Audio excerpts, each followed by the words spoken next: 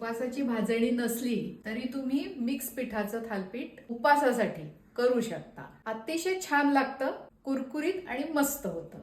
शिंगाड्याचं पीठ पौष्टिकही आहे आणि उपासालाही चालतं. वरई किंवा भगर पीठ हे तर मिलेट आहे. उकडलेले बटाटे, साबुदाण्याचं पीठ कुरकुरीतपणा येण्यासाठी, दाण्याचं कूट, लाल तिखट, मीठ, कोथिंबीर. शिंगाड्याचं पीठ, वरई पीठ, साबुदाण्याचं पीठ, दाण्याचं कूट, लाल तिखट, मीठ, कोथिंबीर, बटाटा असा स्मॅश करून घालायचा.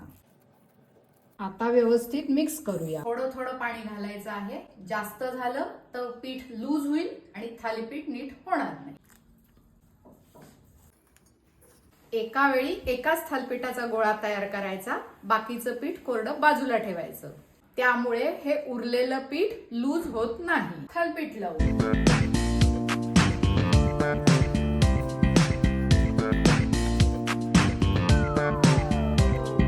उरलेलं पीठ झाकून ठेवा. थालीपीठ मीडियम आचेवर ठेवावं. वाव, मस्त झालंय. असा रंग येईपर्यंत साधारण 3 ते 4 मिनिटं भाजायचं.